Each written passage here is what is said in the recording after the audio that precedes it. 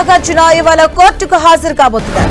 మంత్రి కొండా సురేఖ చేసిన వ్యాఖ్యలపై పరువు నష్టం దావా వేసిన ఆయన నాంపల్లి ప్రత్యేక కోర్టుకు వెళ్లనున్నారు. నిన్న జరిగిన విచారణలో నాగార్జున తరపు న్యాయవాది వాదనలు వినిపించారు. ఇవాళ పిటిషనర్ నాగార్జున వాంగ్మూలాన్ని రికార్డు చేయాలని కోర్టు ఆదేశించింది. ఇటు నాగార్జునతో పాటు సాక్షుల వాంగ్మూలాలను నమోదు చేయాలని ఆయన తరపు న్యాయవాది కోర్టును కోరారు. దీంతో తదుపరి విచారణను కోర్టు ఇవాల్టికి వాయిదా వేసింది. ఇదే అంశానికి సంబంధించిన పూర్తి అప్డేట్స్ మా కరెస్పాండెంట్ సునీల్ అందిస్తారు. సునీల్,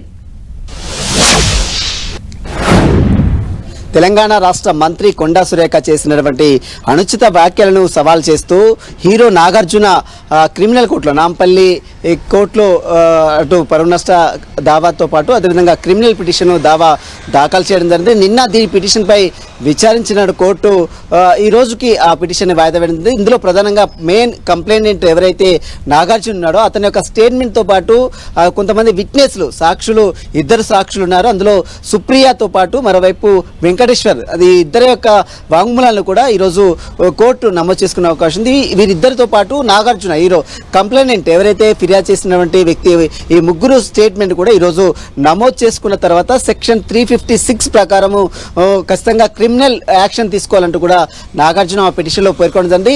ప్రొసీజర్ ప్రకారము ముందస్తుగా ఎవరైతే కంప్లైంట్ చేశారో ఆ కంప్లైంట్ స్టేట్మెంట్ నమోదు చేసుకుంటుంది, ఆ తర్వాత విట్నెస్ స్టేట్మెంట్ నమోదు చేసుకుంటుంది, ఆ తర్వాత ఈ ముగ్గురు స్టేట్మెంట్ తర్వాత ఎవరైతే ఆరోపణలు చేశారో వారికి సంబంధించిన అంటే మంత్రి కొండా సురేఖకు సమాన్లు కూడా జారీ చేసే అవకాశం ఉంది.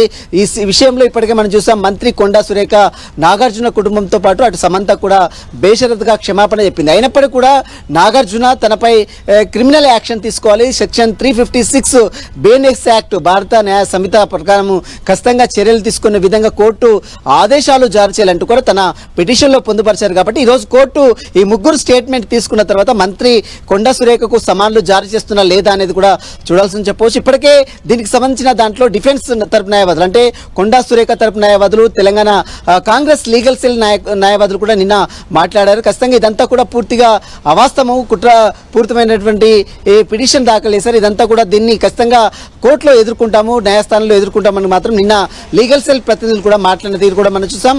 ఈ రోజు మరి నాగార్జున నేరుగా హాజరై వ్యక్తిగతంగా నేరుగా కోర్టుకు హాజరై మధ్యాహ్నం 12 గంటల ప్రాంతంలో నేరుగా కోర్టుకు హాజరై తన వాంగ్మూలం కూడా కోర్టుకు ఇచ్చే అవకాశం ఉంది. ఇరువాదల తర్వాత మరి కోర్టు కొండా సురేఖకు సంబంధించిన విషయంలో ఎలాంటి నిర్ణయం ప్రకటిస్తుందని మాత్రం చూడాల్సిందని చెప్పవచ్చు. Madhu. Okay, thank you Sunil.